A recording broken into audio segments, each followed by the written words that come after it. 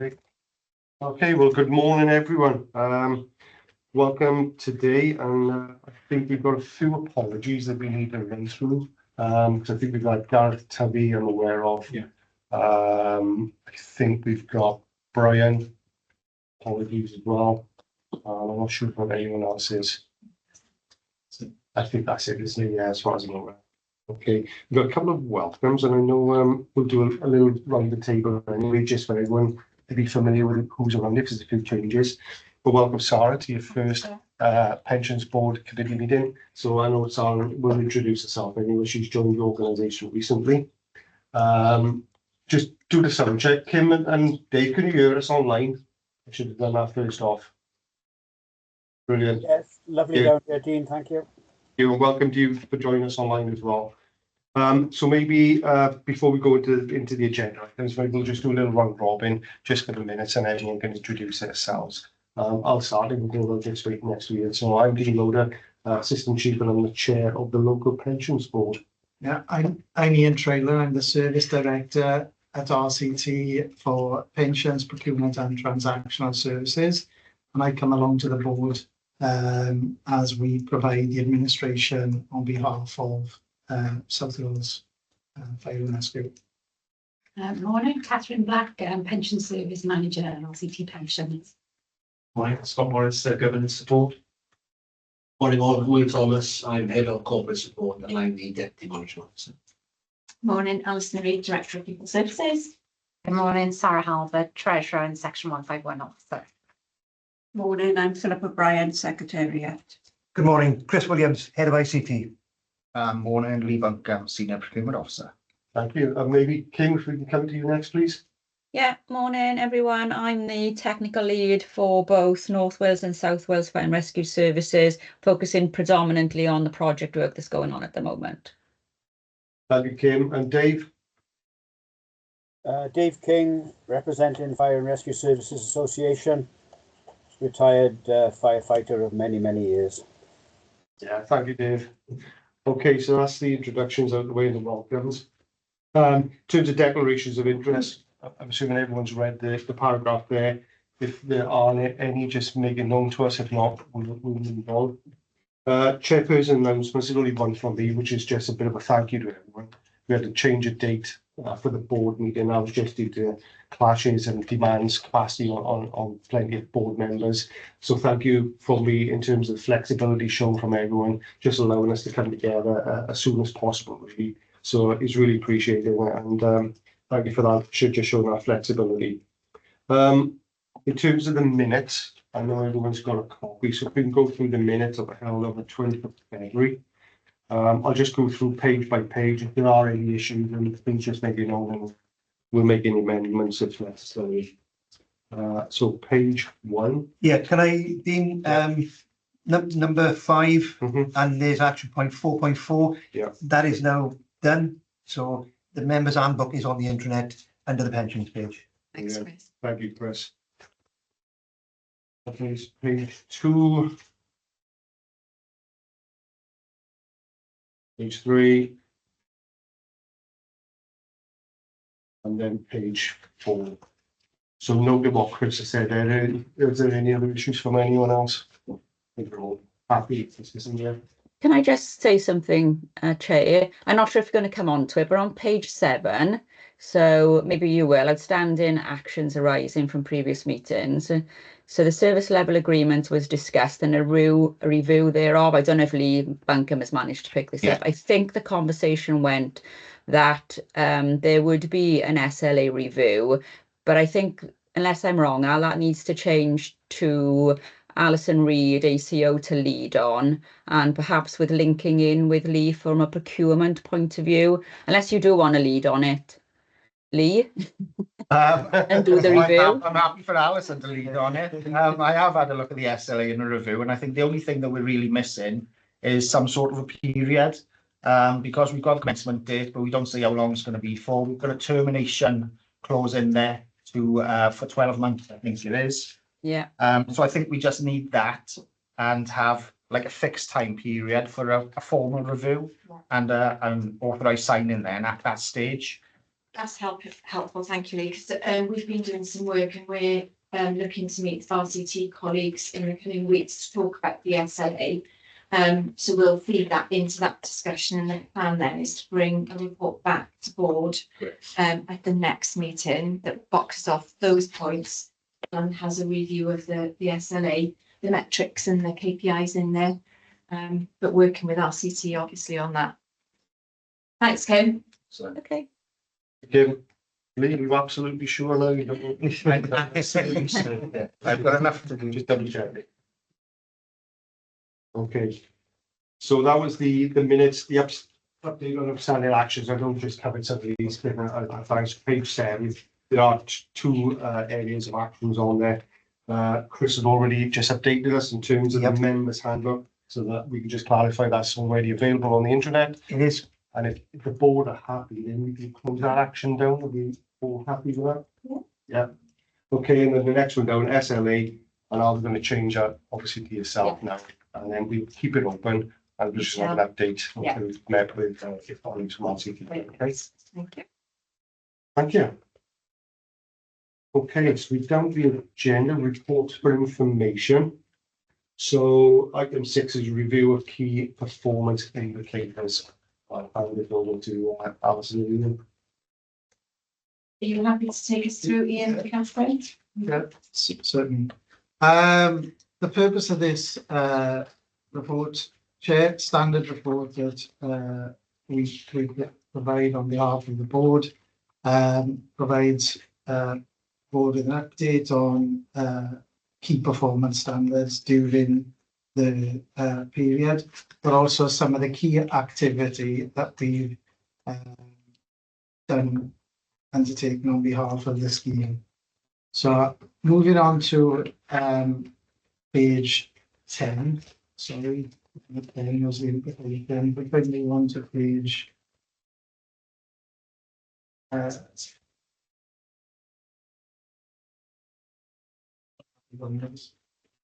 page 13, yes.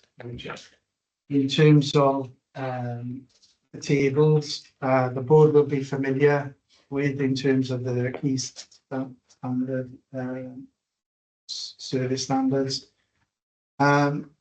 Table 1 there provides the scheme 90 service standards for the whole of last year, providing some comments in the comments fields for people that are perhaps not aware of the table. The comments in the comments field relate to the final period rather than each month.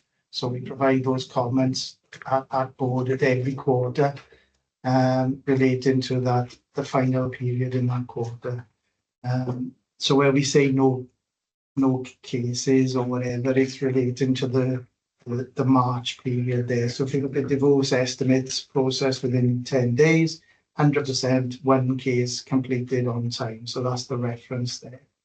And in the final column there, where we say 80% there, that reflects some of the challenges, I guess, we had on the cases that we conducted back in November that reduced this overall percentage there. We report these service indicators to board on a quarterly basis, with obviously board having the option to discuss and challenge these indicators themselves. Same there on page 14, the further standards, as I said, described in the initial part of the statement. These are indicators that we use and I guess copied from the LGPS scheme as key service standards. So that's why we brought them into the reporting purpose for fire as well. On page 15, that just highlights the scheme 90 for the first period of April. When we first drafted the reports, because of the delay in timing, we sort of that's why we've only got April, I guess, within the context of this, rather than a more up-to-date position for the whole of May. We wouldn't have had that point in time of drafting. And again, the service standards for the month of May reported in the end column. Moving on to page 17, there we have the 2006 scheme, and again some of the service standards indicated where cases are where cases have been provided. And again, similar position on page 19.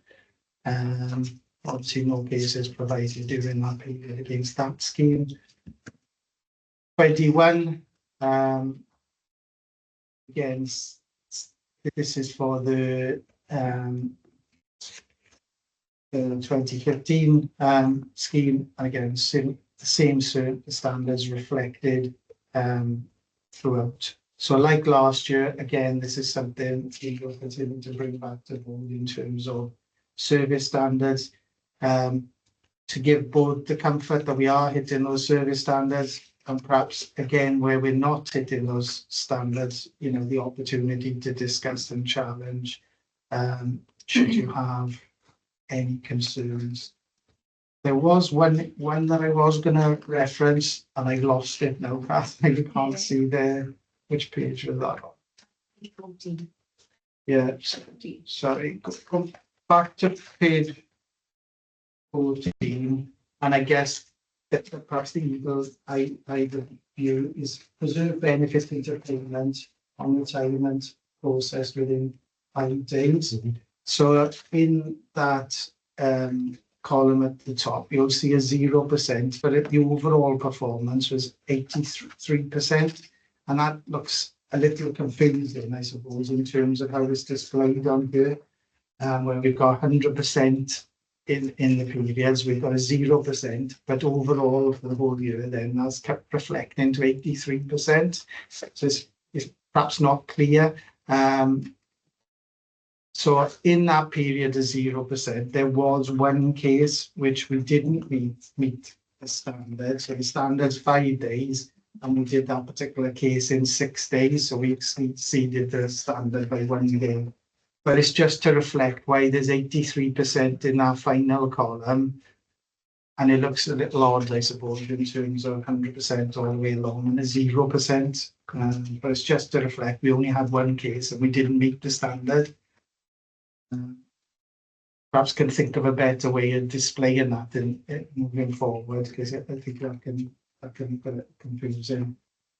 But in terms of the hopefully the case itself, as I said, it was 6 days, not 5. So hopefully that gives you the comfort that we were not way off that particular standard anyway.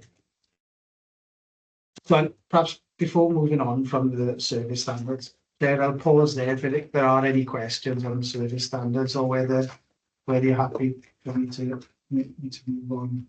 Thanks, yeah, just open up and saying you guys can include these. Sorry. Sorry, can I just check my understanding of the tables? Yes. So where you've got April, that's April 25, is that right? That's correct. Okay, and then the comments relate to April 25. Yes. So on page 17, where we've got percentage of preserved benefits processed within 10 days, there's a percentage in April where it says no cases completed. I misunderstood that. Page 17. Which one is that? Third one down, we've got April 25, 100% completion, but in the comments it says no cases completed. I misunderstood that, sorry. Yeah, so the no, For years. yes, so the no cases completed is the March. Sorry, so the comments Yes. relates to the March period. Yeah, so this is 24-25, so the April you're referring to is April 24. Ah, right, so it's not April 25, sorry. Because Ian says those comments relate to The March. March, which is our period 12, yeah. Yeah. Yeah, sorry, yeah, thank you. Yeah. So that's a full year. You obviously don't normally get the full year. You have the running through. It's just because we come out of the full financial year, then you're seeing two sets of tables, I guess. Right. Last year, plus the start of start of this year. So in future then, will we just have the quarterly data then? Yeah, Yes. you'll just have the one year. Online though, Kim, Dave, you happy? Yeah, fine. Thank you. Thank you. Moving on to page 25. Okay. The table there relates to our member self-service statistics. So this is the portal where your scheme members can access their benefits, and there's some sort of calculators and views that they're able to see in terms of that portal. As we've said in past board meetings, the take-up in terms of member self-service really positive. You know, that's something we need to encourage, I guess, through the membership, that they do sign up and use the portal. It's extremely useful when they come to retire in terms of uploading documents and things like that. So it's really helpful. But I guess something to note on there, the software provider is changing or upgrading it's probably more of an upgrade, but they are changing their system in terms of the membership portal, and we will be migrating and moving across to a project that they call Engage. It's got better functionality in terms of the current offering, and they'll be closing down this actual version. So I guess it's not a choice we have. We have to move to the new sort of platform. We've done the user testing, and we're comfortable in terms of what the outcomes of that testing. So we're currently in the process of looking to transition to a live position for that new Engage portal. This will require some comms to the membership. So I guess working with South Wales Fire and perhaps the unions as well, in the unions, in terms of some of that communication, I think would really help in terms of some of that encouragement and log on to the new portal. So that's something obviously we need to plan to. And I think at the moment we're looking for, in terms of the task now, in terms of the potential go live on end of July. So it is something quite in terms of scheme complaints. There's been no formal complaints come through to the administrator in terms of this period to report to board. As part of the key administrative activities, board will recall there's been a significant amount of work in relation to applying the remedy by the due date, number of actions to do. We've got Matthew's cases in the mix. There's been technicalities on other cases, which obviously we've discussed at board in some detail on previous occasions.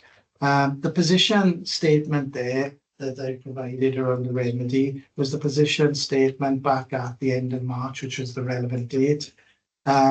Following which, there were some instances where we hadn't met some of the requirements in terms of those disclosures for various reasons, in terms of categories, the complexities, technicalities that still need clarity, and some data. And there were a number of reasons, I suppose, in terms of that significant exercise. I guess as a result of that, and the representatives from RCT, I'm saying representatives, Catherine, myself and Alison attended the blue light session in terms of reporting. This is a breach and reporting requirements to the pensions regulator with colleagues across the country, because the other fire authority is in exactly the same position in relation to the complexity and the issues around the remedy. I guess we left that session with a general feel really that fire authorities were going to report for completeness really. I think there was a sort of understanding that how we were currently at the position we're at. But a general feel really that it was right to report to the regulator. So following that exercise, we undertook a risk assessment in terms of those categories, how we intended to prioritise the records where that was in our gift and we're still waiting for a technical update or and we undertook that risk assessment, and then following that, both Alison and myself reported the breach to the pension regulator on the 29th of May. I guess following that, I've not had a response back from the regulator. As a result of it, something clearly we'll monitor and we'll report to board should that be or when that is the case, but we've not shared anything to date in terms of that. In terms of, I guess, where we're at now and where we move to, I thought it would be helpful to bring Catherine along today to perhaps give us, that was at a point in time, where are we now? And I guess what are some of those pressing priorities, particularly around Matthews, where there's other deadlines coming up now in terms of some of that workload as well.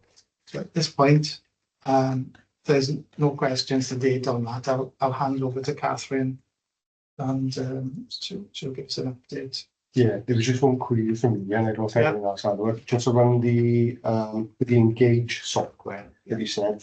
I think it might be worth, if everyone agrees, you should put as an action on the sheet. Yeah. Just to add it and say, we can update at the next meeting. I think I agree, the comms, the timelines, just ensure that members got, access issues, administration, sorted in hand. I don't know if that's a fair point, Alan. Yeah. Maybe who would be best then from yourselves to tie in with Ian and Catherine on this? Yeah, so Chair, if I suggest that I pick up Catherine and Ian after the meeting. Yeah. And you can work a sort of double act on comms. Yeah. Yeah. That'd be worthwhile. Yeah, thanks, Al. Okay. Do you have that favour? Yeah. Thank you. Thanks, Catherine. Thank you. So as Ian has said, these notes, these reports were written back at the end of May. So just to give you a further update, so the numbers quoted for the remedy and for the different cohorts were adequate in March. So we successfully rolled back and issued ABS RSSs to 400 members within the statutory timescale of the 31st of March 25. We haven't rolled back 54 members, but they were due to transfers in from other forces, pension sharing debit, and members who have got the Matthews second options exercise as well. But we liaised with the South Wales Fire and Rescue team, and delay letters in accordance with the regulations were sent out to those individual members. Our deferred records, we've since had data. We haven't rolled these in back yet and haven't recalculated any deferred members yet. We've got a query as to, I was reading the FPS regs bulletin as to whether there's a cut-off to whether we go back to 24 or focus on 25. So we'll pick that up post-meeting. Because our records now have been brought forward for pensions increase from 24, so to try and roll them back, we'd have to unpick. So, and there's no detriment to the member in doing that either. So the value from an admin point of view is something that we need to discuss post-meeting. Pensioner members, we are still issuing immediate choice remedial savings statements to pensioners. So at the point we'd had 45 elections back. So each election we have had back from members indicating how they would like their benefits taken. We have processed those. We're processing those on receipt. We haven't issued more since. If we have, it's a handful.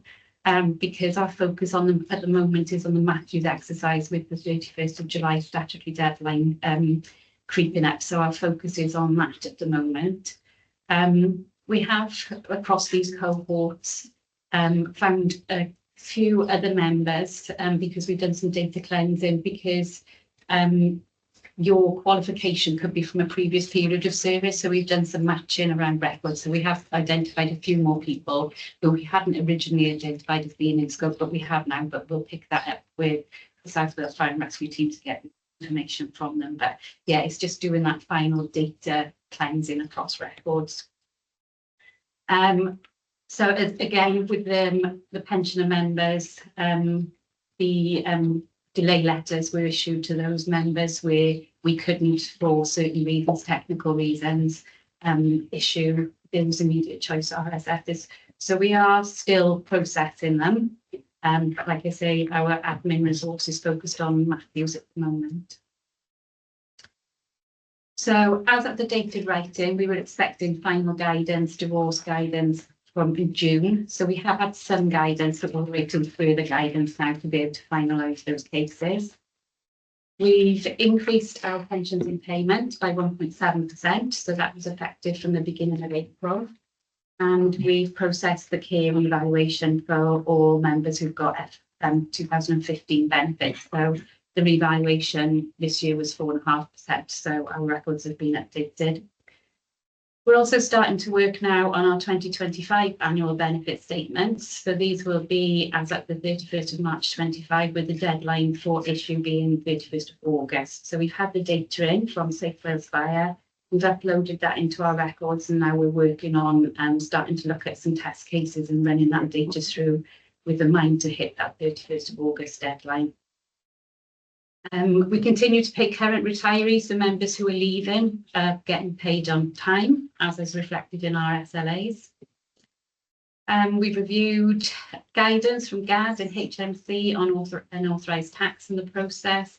We continue to attend regular meetings. We have monthly meetings with the South Wales Fire and Rescue team, and we continue to attend LGA bulletins, Hayward sessions. Haywards are our software suppliers, so we continue to learn as we go as things change.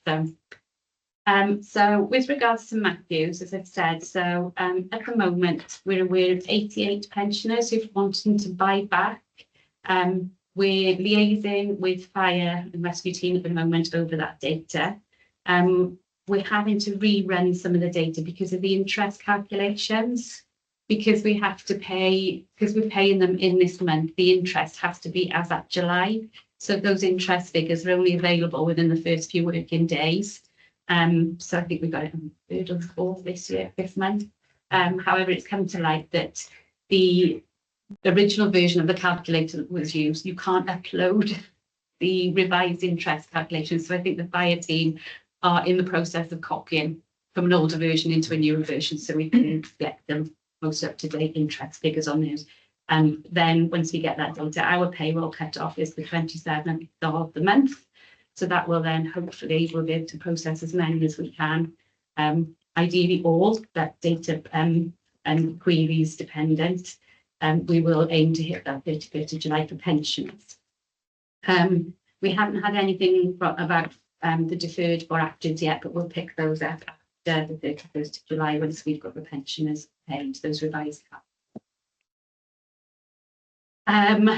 We've been made aware of some members who, is it USAR contracts? Yes, who have been told that they can go into the LGPS, so that those contracts rather than Fire.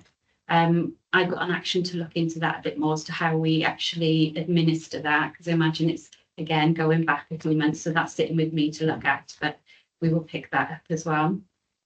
And just finally, a point on dashboard. So the dashboard onboarding deadline for all public service pension schemes is October 25. And each public service pension scheme has to contract with a provider who will be the ISP. So they are the body that will link between us and the dashboard. So we contracted with Hayward, who one of the ISP providers who have been in the market from the beginning and are heavily involved in the pension dashboard programme. So we've had the relevant codes that we need from the regulator and we've sent them on to Haywards. So that project is going along as well. So yeah, they should receive no registrations, but post report writing, we've received those. So those codes now are with Haywards and we've got meetings with them to pick up our next steps for those. Okay, thank you, Catherine. I don't know if there's any queries from anyone? Any comments? No. No. I think just from me to go through and as well as teams and Kim, it's just some of this is very complex information, isn't it? I'm not. I picked most of it up, but you know, I'm not an expert like the rest of you in the room, but I understand the complexity of it, national issues, and you know, they've been guided nationally by legislation and everything else, and that's very complex, very sensitive for individuals as well, you know, and I know we've shared the frustration from some of the members, but it's a bit of thank you from, you know, from the board and in particular yourselves for the close work that you do with our teams and Kim in particular, you know, and some of the complexities and a bit hard to try and overcome some of these faults as well. So thank you. You should have the comments into the team in the office because they do a lot less. Okay, so thanks, Catherine, thanks Ian. So if there's no other queries, we'll move on to item STEM, which is McLeod O'Brien remedy exercises. So I think this is going to be you, Kim. It is, Yeah. yes. This is a standing agenda item. So the history and the background behind this report has been long-standing, to be honest with you. So I won't keep reiterating and going back to the history of the exercise, which goes back to the review in 2011. I mean, Catherine, you've just done my report for me, really, with the progress update. So that's brilliant. So I don't think this would take very long. So I'm going to skip through the background and the history because the board are well aware of that. I mean, my progress update is to be honest with you, pretty much on par with Catherine's, and it is dated some time ago now, obviously because of the delay in the meeting. So my information was round about the middle of May time. So I will just skim over it in case there is something that differs from Catherine, and we can maybe. I think Catherine probably got the most up-to-date information.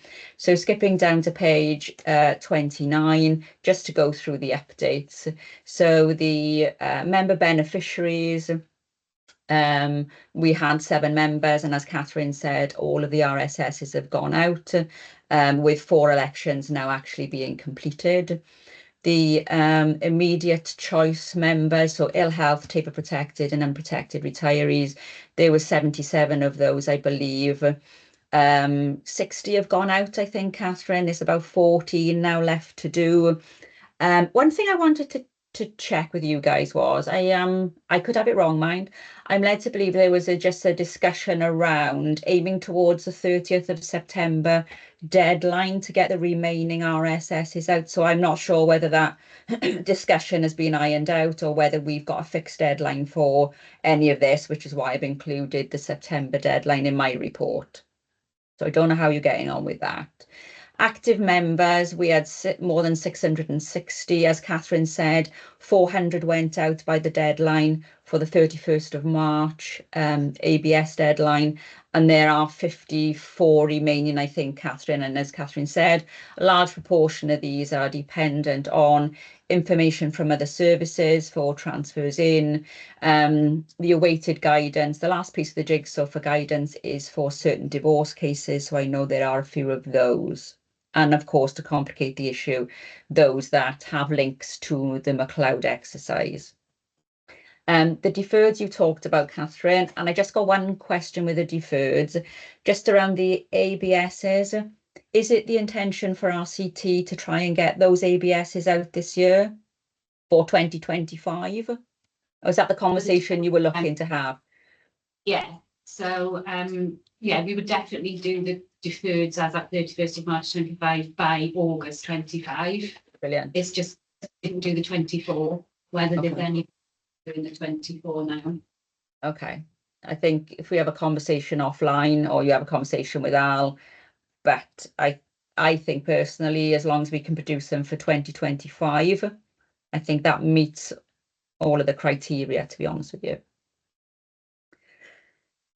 Fully protected members in excess of 200 to 236, and as Catherine said, they're starting to work through those. We previously discussed that this group of individuals, because they are fully protected, the vast majority of these individuals won't actually change the choice they made when they retired, because they're already on the best option. However, there will be some cases, so those that were in the 2006, and some individuals who gained 30 years service in the 92 prior to April 2015, that actually will be at detriment. So I know there's a conversation going on between Catherine Ian's team and the South Wales team around, can we identify those and get those done first, because they are likely to benefit from additional pension benefits. In addition to those, there were, I believe, approximately 85 members in total that came under the Section 29 guidance. So these are the ones that we've just included in the above numbers, just for board to be aware, where actually, technically, they didn't breach the deadline of the 31st of March. There's a section in the legislation, Section 29, that does allow that deadline, in essence, to be moved if they meet the criteria. So I'm now on page 30, and that is specifically around GAD guidance that hasn't come out, queries with interclub transfers, ill health reassessments, data from other FRSs, individuals involved in Matthews, and any other policy issues arising that have made the production of the immediate choice or the estatements in effect not possible to be done. So I know where they're able to be done, and as legislation or information comes through, I think, if I'm not mistaken, Catherine, that number will be eroded away over time, but we legitimately A, can't, or B, don't need to put a specific new deadline for that group of people, but they have been written to and advised that they're in this group of Section 29 individuals. And yes, they are the most complicated.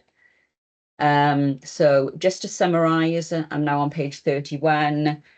As we always do, the service does continue to work alongside its colleagues with RCT pensions administrators. That relationship is key into making all of this happen, to be honest with you, and understanding where each organisation is struggling or where you've got queries. So this is a reiterative process, to be honest with you.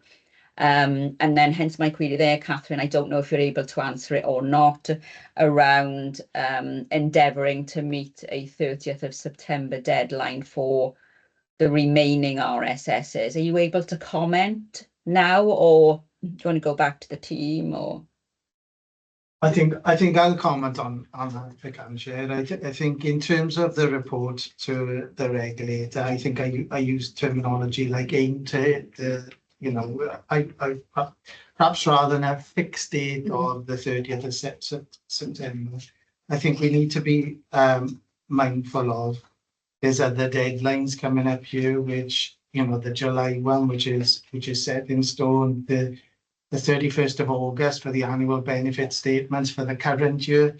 What we don't want to be doing is going back to the regulator on missing other key statutory deadlines around some of this.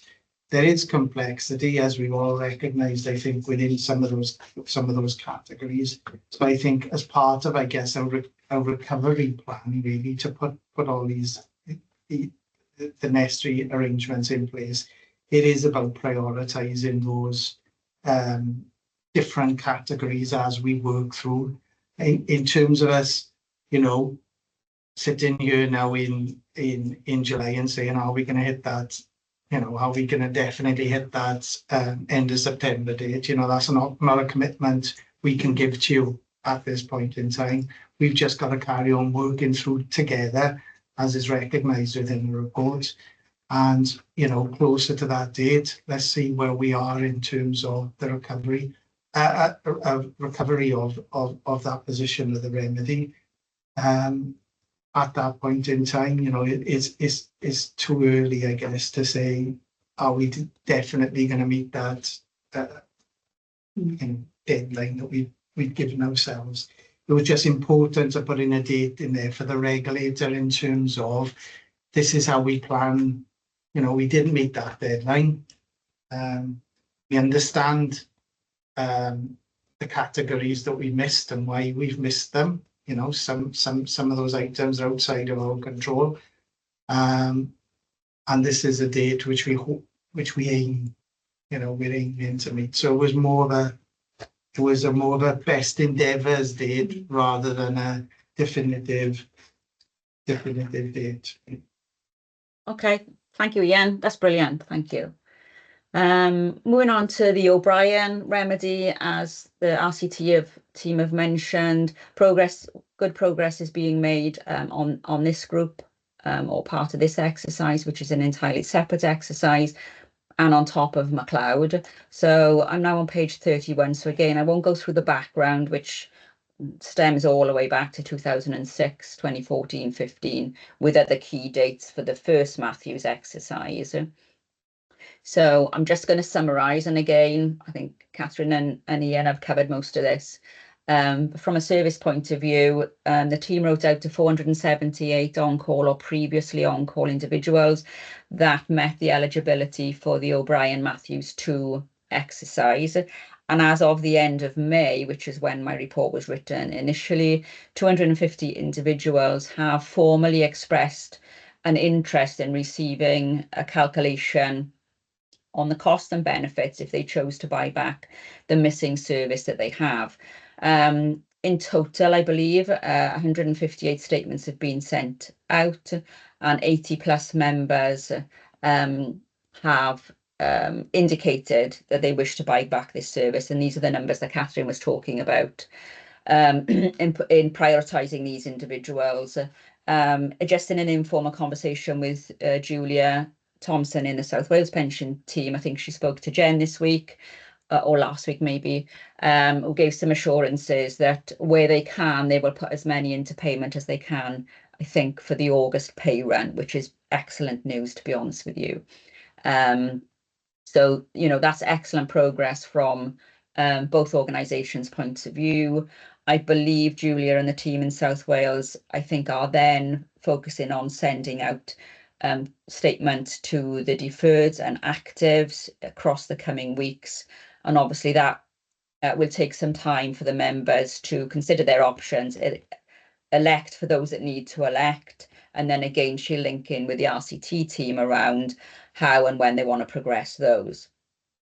So that's where we are with progress on O'Brien. But of note, and in my last paragraph on page 33, so 2.10, there have been discussions with services and Welsh Government around Welsh Government following on from a consultation the Home Office did some time ago now around amending the legislation for retained firefighters in a number of areas, but one of the areas where England consulted on extending their O'Brien Matthews 2 deadline by a further 12 months. So their deadline was March 25. They have now formally extended that to March 26.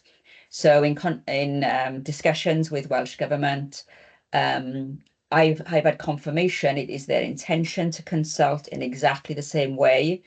They are struggling at the moment to get a consultation out because they have few resources and they're focusing on finalising another consultation we've got out and work around employee contribution bandings. But I have a form of words now from Welsh Government, because we will need to write out to any individual that's not received an expression of interest by the 31st of July this year, that did write in to express an interest to receive a calculation. And I have advised both South and North that they will need to write out advising those individuals of why they've not been able to produce those statements. But I can now provide a form of words that Welsh Government provided that just gives an assurance that they will be consulting. The extension in Wales for a further 12 months to July 2026 will be included, and provided that goes through, which they anticipate it will be retrospectively applied. So it does give a bit more breathing space for the services in Wales, to be honest with you.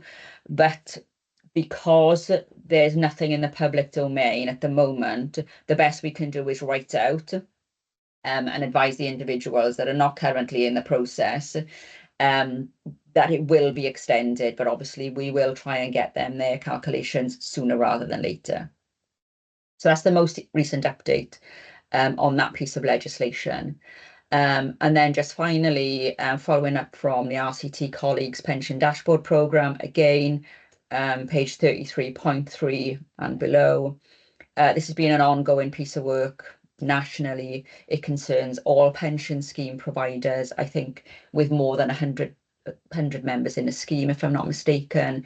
And as Catherine said, the public sector connection date is October 2025, and which Catherine's team are leading on. So we have reached out previously, and Catherine does know that if there is anything the service needs to do beforehand, can do to help, let us know sooner rather than later. But Catherine, your team seem to at the moment have that in hand by the sound of it. So that's my report for this period. Any questions from members on anything? Any queries from anyone from Kim? So thank you for the report, Kim, and thanks for the bit of clarity really and around the Home Office with the amendments to the retained scheme as well. Yes. A bit of clarity Yeah. for so thanks for the update on that. Much appreciated. Okay, thanks, Kim. So we'll move down to item 8. This is the local pensions board risk register analysis.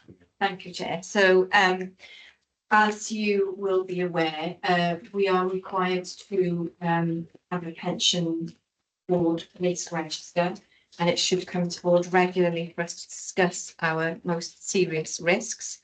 You have seen this risk register previously, and it follows the format proposed by the pensions regulator. That suggests that we split our risks into 4 areas. So operational pensions, financial risks, funding governance, and regulatory compliance. What you will have spotted in terms of the scoring, there are, I would say, probably a small handful of risks. There are top ones, and I'll just refresh our memories on those. Helpful to have an ICT lead in the room, because cybercrime is one of our top scorers. We've assessed that as a 3 likelihood and 3 impact, giving us a score of 9. I'll move through, and then Chris, if there's anything you want to add on that point. Operational capacity is the next one on page 43, middle row. We've scored that also as a 9. And we've heard this morning about the capacity in the teams, both teams, in terms of meeting the deadlines. And just to add to what RCT have said, and Kim's points well for Sarah's benefits, you know, the teams have worked really hard, and we've been probably in a really good or better place than many fire services across the UK in terms of our ability to meet the deadlines. Whilst we've had to declare ourselves to the regulator that we haven't met all cases, that I think we have been in a reasonable place when compared to others. So capacity we've assessed as one of our higher risks. Also communications, which we've touched on this morning. I think I've only had one person contact me to say that they haven't been communicated about them not receiving their RSS, when in fact, according to our records, we sent the letter out, so we've resent it. So that's the only kind of complaint, if you like, that I've received around comms, but both teams, you know, work hard in terms of communicating out to members where we are, and if we haven't achieved something, then a letter is issued. And then moving over to page 45 again, halfway down, sort of second row down, and the third row down also. So McLeod and O'Brien, we've talked about those 2 projects this morning. And the other one is the valuation. So they are our sort of top scoring risks. Any comments from board? I suggest they remain our top scoring risks. They're happy to take any comments or observations. I think this, so we are going to say something to look through in terms of, those costings, I would imagine.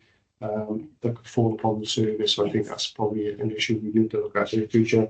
I think from a board, from my perspective, that will be, we probably need to keep this, you know, in our horizon on scanning it all the time, I guess. But if there's a, you know, from an RCT perspective or from yourself or the teams, if there's any support or you think how we as a board can support any of these actions and mitigate, then please let us know, and obviously we can have those discussions here, I guess.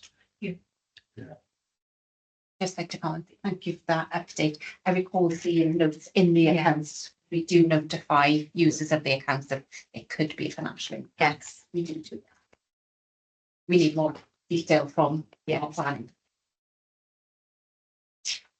Thank you, Al. If there's no other queries, then we'll move on. So this is item 9, pension dashboard. This is you again, Al.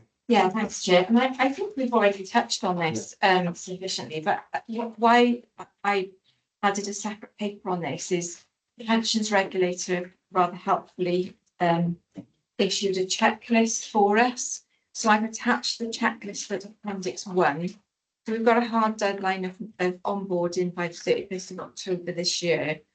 And in collaboration with RCT colleagues, we've started to populate the templates, which is good practice around getting ready for onboarding. So I've ticked the areas that we think we've achieved and we're in a good place on, and you will see we've got some gaps in terms of empty boxes. So we are meeting with Catherine and Ian on, I think, the 6th of August to work through this table and pick up some of the outstanding points that we need to provide clarity on in order for us to meet that deadline. So it's really for board awareness. I think I would probably say we're in a reasonable place. I'm not concerned that we're not going to achieve the deadline, but it's really for board's assurance that we're reasonably content with where we are, that there's more work to be done and that we are doing that work. I appreciate that, Al, and I'll just jump in case there is any queries from anyone. Yeah, I was just going to mention, it may be within the contents of the report or whatever, but although the go-live date is the 31st of October for us to onboard, and just for board to be aware really that members are not going to be able to access the portal from that date. I think nationally they've not given a date when members will actually be able to access this tool and try and find their various pension pots across the country. So that 31st of October date at the moment is just a connect date. It's just for us as pension funds, so it's the same public sector. So the LGPS has to onboard at the same date as well. So that's all this is at this point, is a connection date. Whether there's further, I'm assuming there's further testing later then in terms of what that means for actual scheme members or people looking for their pensions. I think that's clearly to follow, and they've given no indication when that date is likely to happen. So just for information, really, that our members are not going to be expecting on the 1st of November to be accessing via this portal. It's not that's not going to happen. Thanks again. Yeah, thank you. Okay, no other queries then. I'll move on to item 10, which is the publications, updates and information. Yeah, I think these are the usual. So we put the links in to the via bulletins. So it's useful for you to be aware of those. The topics in the bulletins in the main cover the topics we've discussed today. Pensions dashboard onboarding is a feature of everyone. And there's some updates from SARB England. So we have a SARB Wales.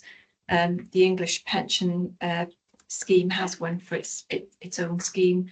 So generally I bring SARB updates to this forum, but we haven't had a SARB meeting recently. But it's useful to have a look through those bulletins because they do provide additional awareness for members. So I'm not going to go through all of them, but just, headlines are dashboard, HMRC position on things like inheritance tax. So yeah, I'll stop there. Let you read it as part of your bedtime reading. Thank you. To myself. Yeah. Okay, thanks, Al. Okay, so that's that. Well, then we go to item 11, which is just the forward work plan. I think on page 66, I guess, which is the next meeting, which is the 21st of October, I believe. Got a number of things on there. Is there anything you want to go through? Yeah, I was just going to add, so we've got the 30th of September aim for the rest of McLeod. Yeah. That we've declared in our declaration to the regulator. I just wonder, because the meeting is not until the 21st of October, whether we do a live update to board, perhaps via email, around the 30th of September, because what we probably don't want to be doing is coming to board in October and saying we didn't meet the deadline, just for your awareness more than anything, or we haven't met the deadline, but it's for these reasons, and this is what's left. So the timing doesn't really work in terms of the board meeting. I'm just thinking we should perhaps do something a bit live in terms of where we're at. Okay. If that's okay. Yeah, sure. Yeah. How do you want to administer that? Is it, I think. what do you think, is it? Yeah, so I'll really put a PDF in the diary to contact Yeah. RCT just to check in, and Kim and the team will be linked in as well. Yeah. So maybe we'll do a joint meeting around that date and just confirm we were at. I think everything else on there is okay, isn't it? You look at the bottom, prepare for a new chairperson. That's only because I am retiring at the end of the year. So I'll probably be one of those individuals logging on to engage in the future. Be